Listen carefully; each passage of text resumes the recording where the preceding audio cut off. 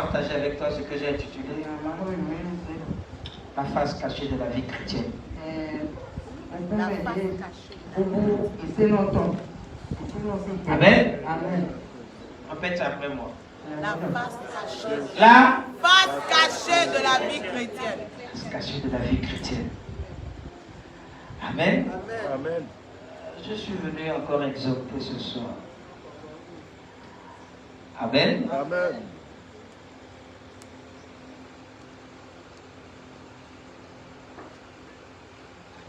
Écoute-moi bien.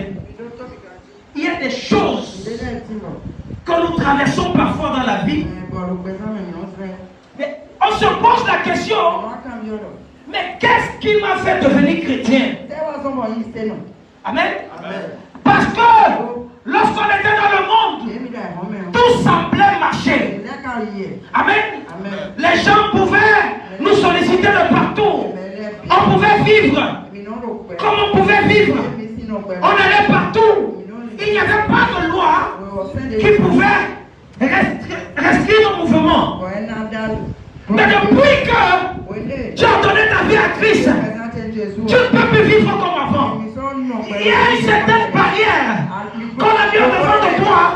Parce que tu te dis, mais si je fais ceci, comme je faisais avant, est-ce que ce n'est pas un péché? Si je fais ceci, comme je faisais avant, est-ce que Dieu ne va pas me punir? Amen. Amen. Écoute-moi. Dans la vie chrétienne, tu dois traverser un certain nombre de choses. Il y a une phase de la vie chrétienne qu'on appelle le désert. Écoute-moi bien, que tu le veuilles ou pas, si tu es un véritable enfant de Dieu, tu vas traverser le désert. Amen. Amen. Tu vas traverser le désert. Parce que lorsque tu donnes ta vie à Christ, les membres de ta famille ne seront pas d'accord. Les gens autour de toi ne seront pas d'accord. Écoute-moi bien, tout le monde commence à te regarder avec un œil. Amen. Ceux qui pouvaient te favoriser ne te favorisent plus. Ils vont te dire que non. Maintenant tu es devenu chrétien. Que ton Dieu t'aide. Je ne sais pas si quelqu'un comprend quelque chose. Amen. Amen. Amen. Amen. Écoute-moi. Même quand tu lis la Bible, quand Jésus a commencé son ministère, lorsque Dieu lui a dit que celui-ci est mon fils bien-aimé, à qui j'ai mis toute mon affection, écoutez-le, les problèmes sont venus. Après le Jourdain, Jésus a jeûné. Je pensais que c'était les anges qui devaient descendre. Satan qui est descendu. Amen. Amen. Dieu était où? Dieu était là. Parfois ce que tu traverses, Dieu est dedans. Il veut voir en réalité si tu es vraiment ce petit fils ou cette petite fille qui est vraiment celle-là à qui je peux mettre ma confiance.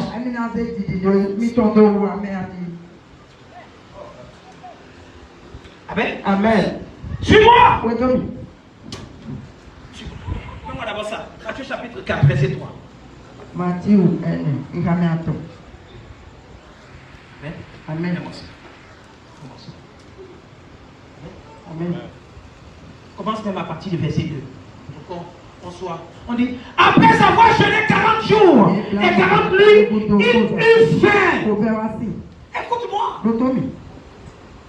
Il eut faim. Jésus même a eu faim. Quelle est la faim que toi tu as? Amen. Jésus, il a jeûné pendant 40 jours. Le ventre est venu. Ça veut dire qu'en quelque sorte, Jésus qui était Dieu a expérimenté ce qu'un homme comme toi et moi peut expérimenter. Jésus a eu faim. Jésus a eu faim. Ça veut dire que Jésus avait des besoins. Que lorsque tu as des besoins, qui est-ce qui vient en premier? Écoute-moi bien. Pendant que tu as des besoins, Dieu est là. Satan aussi est là. Dieu te propose des choses. Satan aussi te propose des choses. Amen. Amen. La Bible dit, il eut faim. Mais celui qui est venu en premier, c'est le tentateur. On dit que le tentateur s'était approché, lui dit, si tu es le Fils de Dieu, comme j'ai entendu là, comme j'ai entendu, si tu es vraiment le Fils de Dieu, ordonne à cette pierre de devenir quoi? Du pain. Amen. Amen. Jésus pouvait changer les pieds en pain. Amen. Amen. Il pouvait changer. Mais ça devait être le raccourci. Parce que le problème, ce n'est pas de changer le pain en pain. C'est que Jésus lui-même était comme le pain dont on parlait. Amen. Amen.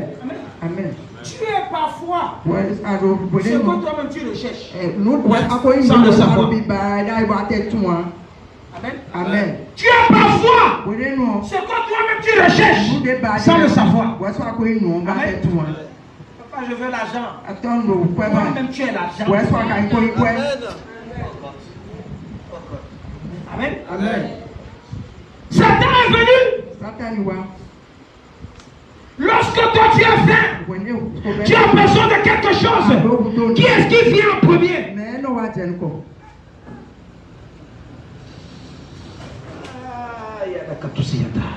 Amen. Amen. Il y a 5 choses que nous devons nous méfier.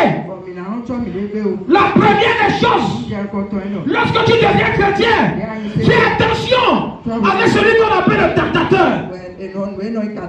Amen.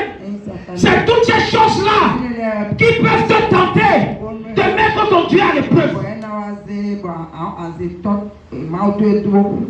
Tu veux l'argent? Tu veux l'argent? Viens, on va ici. Alors, comment tu peux être joli comme ça? Les gens de ton âge sont en train de se prostituer. Toi aussi, tu peux partir. Qui comprend quelque chose? Le tentateur, on vient de tenter. On te donne des propositions. Amen. Amen. La deuxième des choses, c'est le péché. C'est le péché. Je t'ai parlé du péché la dernière fois. Amen. Amen. Je te dis l'un des péchés les plus dangereux, c'est le péché contre le Saint-Esprit. Amen. La Bible dit que si tu pêches contre le Fils d'un homme, il te le sera pardonné. Amen. Mais ne pêche pas contre le Saint-Esprit. Amen. Ne pêche pas contre les choses de Dieu. La troisième des choses, amen, qu'il faut faire attention, c'est la nature humaine. Amen. C'est la nature humaine. Le monde et ses réalités. On te dit que si tu croques ça, tu vas avoir l'argent. Ah, si tu te lèves la nuit, tu passes le feu sur toi, tu vas avoir ceci. Il y a les choses du monde dont tu dois te méfier. La quatrième des choses, c'est le monde en réalité.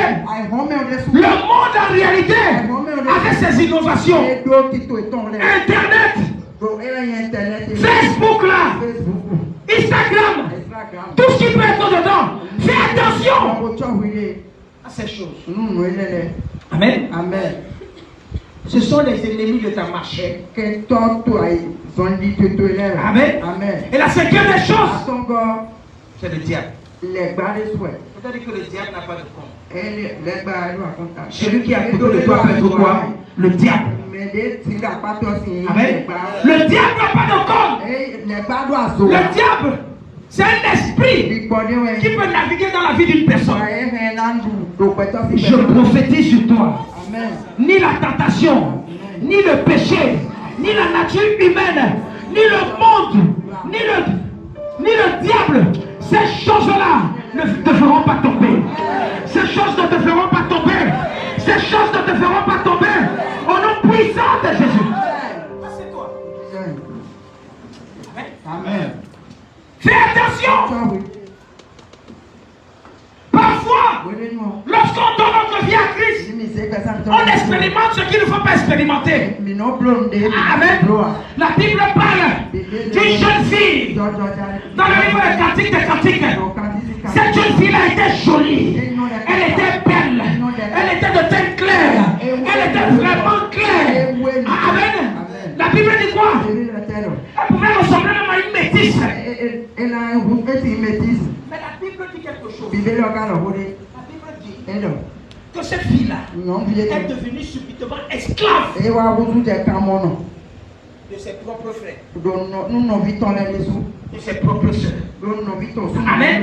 Écoute-moi, lorsque tu vis dans une maison païenne et que tu donnes ta vie à Christ, les premières personnes qui se lèvent contre toi, c'est les gens de ta famille. Amen. Et si tu n'as pas des opportunités, tu es fini. Si tu n'as pas des opportunités, tu es fini. Amen. Amen. Écoute-moi, fais-moi ça. Fais-moi ça. Cantique des Cantiques, chapitre 1, verset 5. Fais-moi ça. Cantique des Cantiques,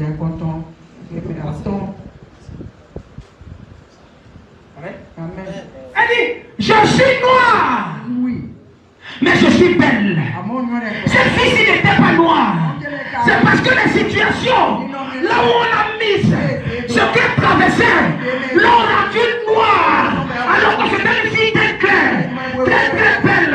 Mais elle a dit quelque chose. Je peux traverser l'esclavage, je peux traverser le mépris, je peux traverser les injures. Mais ce que tu as destiné pour moi, personne ne va enlever ça. Amen. Amen. Amen. Ses propres frères l'ont rendu esclave. Elle dit, peu importe, je suis noir. Les gens pouvaient l'insulter. On pouvait te dire que non, n'est-ce pas l'église?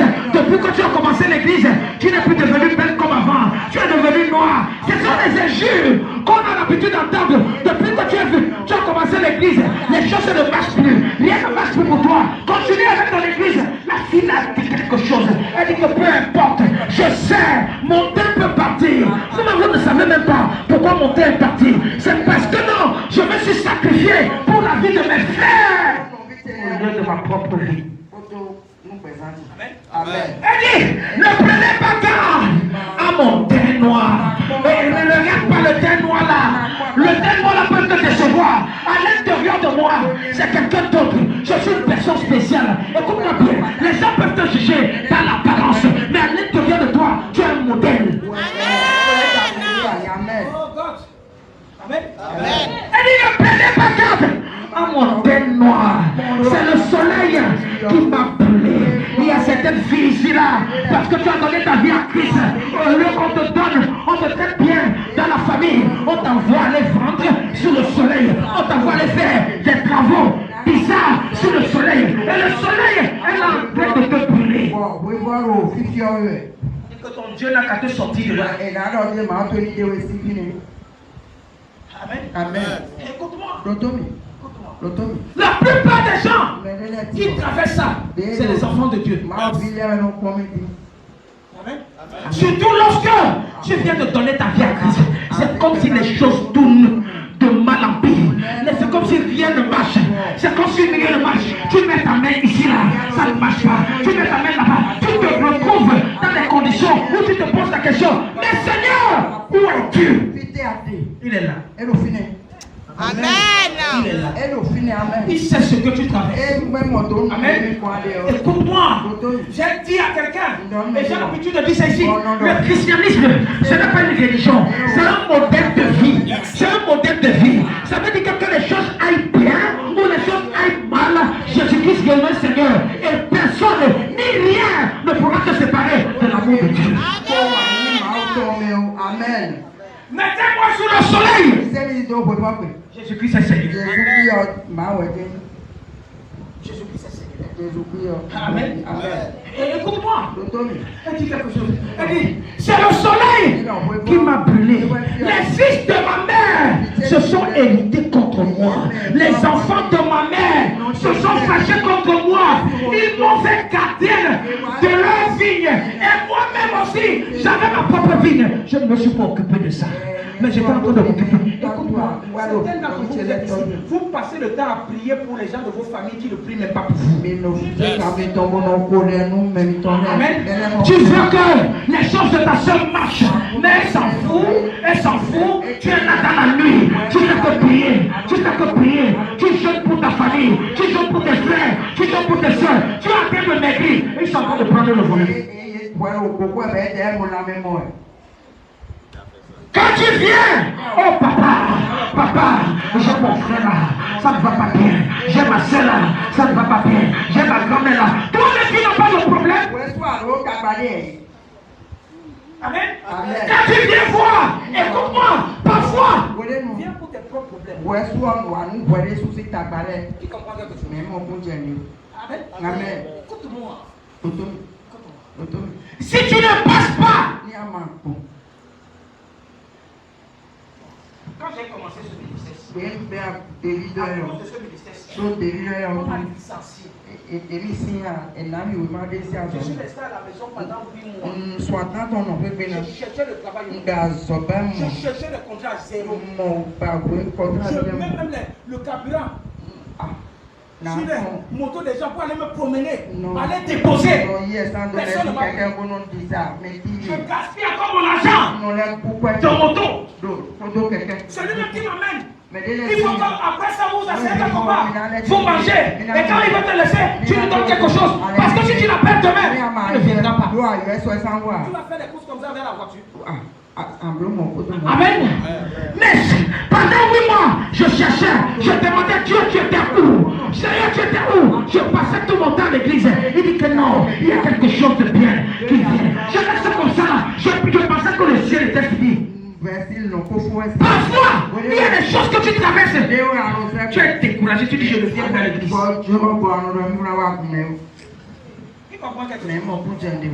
C'est la face cachée du christianisme. Lorsque tu pries, tu attends le résultat ne vient pas. Pendant 8 mois, zéro. C'est après que j'ai persévéré, je dis Seigneur, en fait, c'est ça que j'ai choisi.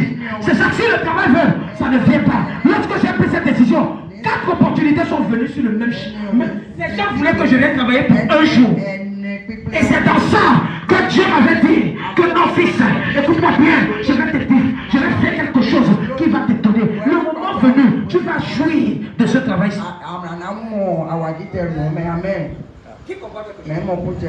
licencié. Amen. Aujourd'hui, je suis allé à la frontière avec mon fils là, Robert. Hein? Je vais.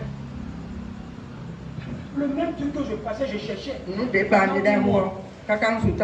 donné l'opportunité. C'est un billet d'avion gratuit. Il faut chercher les gens avec qui tu vas marcher pour honorer un programme pour 2 jours. Je demande à Robert va là-bas. On a trouvé 2 personnes à la frontière là où on est en train de faire. Si tu faisais seulement quoi? Est-ce que vous avez passeport? On a validé les billets d'avion. Je dis Robert, tu as passeport. Et que papa Joe.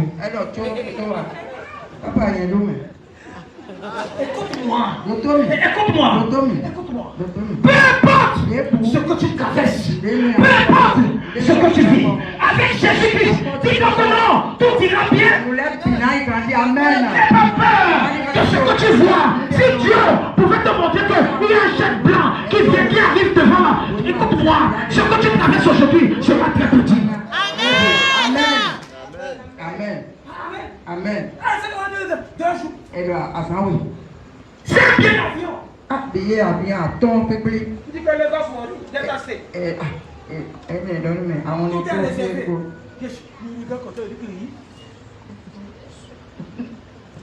Et Robert, lui, il est là, il pourrait. Robert, va là-bas. Tu as donné le travail pour les gens. Qui comprend quelque chose? Amen. Et quand je suis rentré,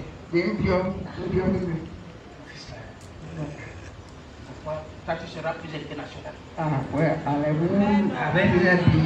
Il sera international. Amen. Lorsque tu passes une certaine phase, tu traverses la phase de l'esclavage, tu traverses la phase du mépris. Parfois les opportunités viennent, tu te poses la question que, mais c'est venu comment? C'est venu comment? Si tu es ici, écoute-moi.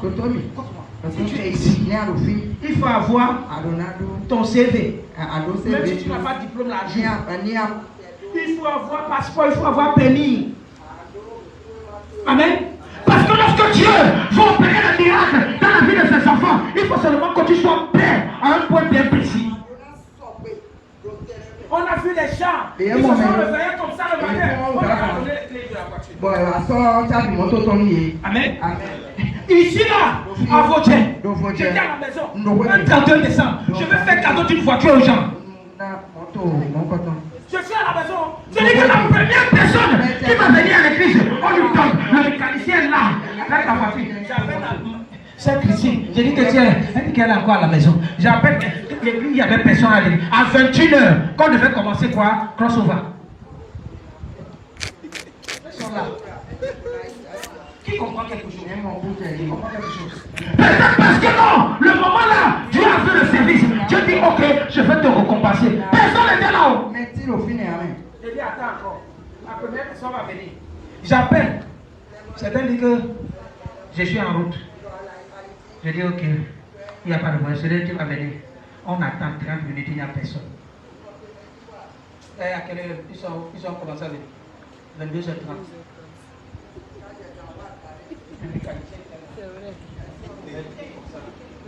Mais vous connaissez non?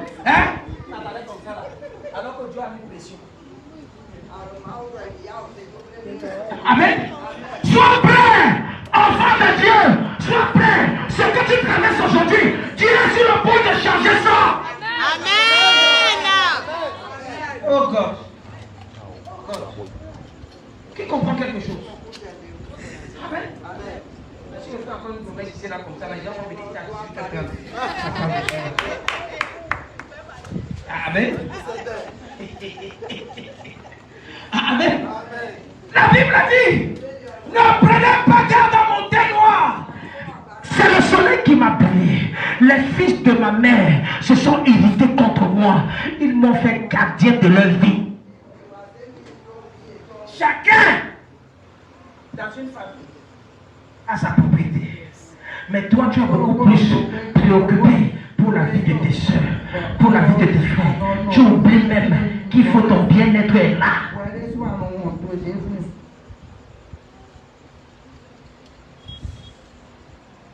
Amen. Amen. Fais attention. Fais attention.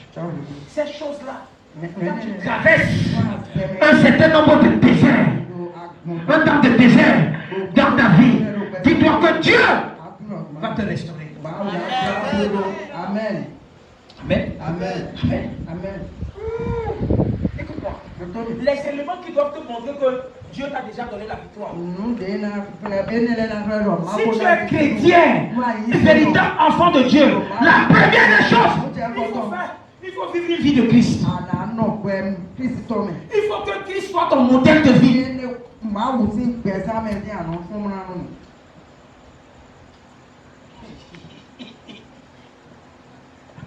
Amen.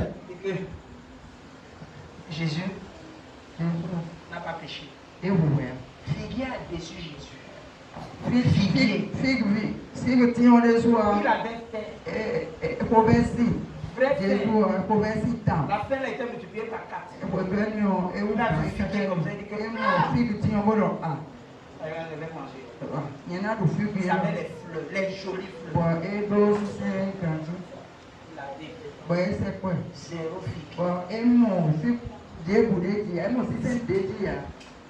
Jésus là, qui est Dieu là, a été déçu. Toi là, tu vas composer les fleurs. Tu vas avoir fleurs. Écoute-moi. Dis quoi? À un moment, même Jésus s'est irrité. C'est possible qu'en tant qu'enfant de Dieu, les choses que tu traverses t'amènent à dire ce que tu ne dois pas dire. Jésus a maudit le figuier. Même au bout de Amen. Amen. On ne s'attelle pas à ça. Jésus est rentré dans la synagogue. Il a trouvé les gens en train de faire le business à l'église. Il a pris la chicotte. Il les a chicotés. Ramasser les tables. Amen. Pour dire quoi? À un moment de ta vie, tu peux vivre une vie de frustration. Amen. Mais que cela ne te change pas. Que cela ne te change pas. Amen. Si tu finis de vivre la vie de Christ, la deuxième chose, il faudrait que la mort de Christ soit quelque chose que tu vas avoir dans ta conscience. Amen. Amen. La mort de Christ. Amen. Amen. Pour dire quoi? Pour dire que, en tant qu'enfant de Dieu, si tu tombes aujourd'hui, si tes affaires ne fonctionnent pas aujourd'hui, la résurrection est permise. Et tu dois te dire que quoi? Ce que je traverse aujourd'hui, ça va finir demain. Amen. Rien ne sera permanent. Amen. Amen. Ce que tu traverses, ce n'est pas permanent. Lorsque tu vis la vie de Christ, dans ta conscience, dans ta vie, dis-toi que non, je sais aussi que Christ là est mort. Et s'il est mort, il est quoi? Ressuscité. Dans mes situations, mes problèmes vont aussi ressusciter. Il faut être conscient. Sinon tu viens à l'église, tu vas te promener. Amen. Amen. Et la troisième des choses, c'est que quoi? Il faut vivre une vie de sanctification. Il faut vivre une vie du Saint-Esprit. Amen. Amen. Tu peux tomber, relève-toi. Confesse. Tu peux tomber, relève-toi. Sanctifie-toi. Purifie-toi et continue ta marche.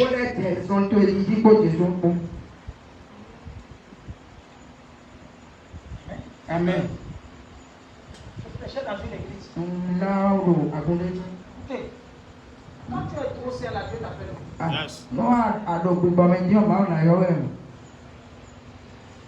Amen. Amen. Est-ce que quelqu'un veut comprendre? Fais attention.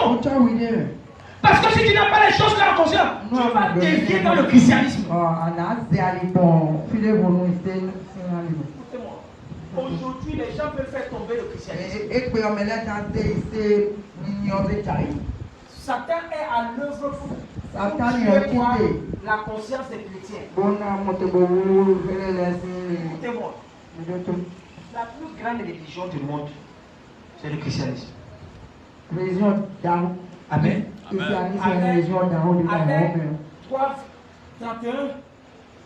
31% de chrétiens. Deuxième religion, c'est l'islam. Puissant. Amen. Avec 29%. Maintenant, les gens qui sont derrière, ils ne vont pas attaquer l'islam. Non. Amen. Pourquoi? Écoutez-moi. De la même façon, il y a les églises pentecôtistes, les églises évangéliques, les églises comme ça là. Il y a aussi ça dans l'islam. Il y a les chiites, il y a des religions. Mais le problème c'est que quoi? L'unité dans l'islam est puissante. Les musulmans sont ordonnés en matière de religion. On ne les écoute pas. Tu comprends quelque chose? Le désordre. Les chrétiens là. Vous voulez que je vous dise quelque chose? Ce qui nous sauve encore, c'est l'église catholique. Ce qui sauve les chrétiens là, c'est l'église. C'est la mère, je vous ai dit ça, c'est la mère des religions. Depuis la nuit des temps, ils ont su comment mettre des bases, des piliers solides pour que non, les fondements ne soient pas brisés. On peut tout dire. Il faut tirer le coup de chapeau au catholique. Je vous ai dit ça ici. Le prêtre va s'asseoir. Il va boire les bières devant tout le monde. Faire la bonne danser. C'est répéter son rapport. Il n'a pas de problème. Le pasteur pentecôtiste va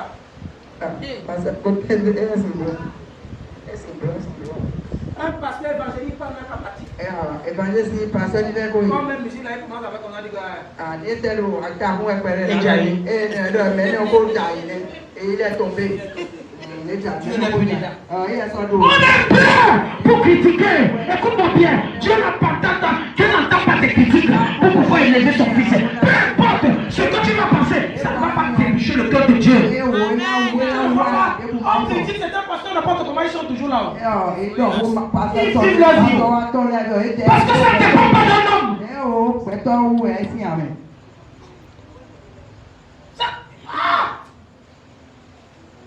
Amen. Amen. Fais attention. Fais attention. J'ai vu un certain nombre de choses. Écoutez-moi. Il y a des obstacles que tout enfant de Dieu, tu dois traverser. Amen. Des obstacles.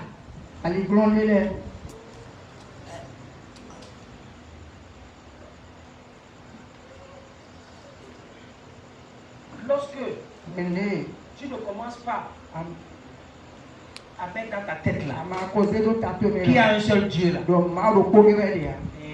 pour toi est fini. Amen. Amen. Amen. Amen. Voilà le premier piège. Peu importe quel que soit l'homme, mets dans ta tête là qu'il y a un seul Dieu. Et ce Dieu là, même s'il est invisible, il est là.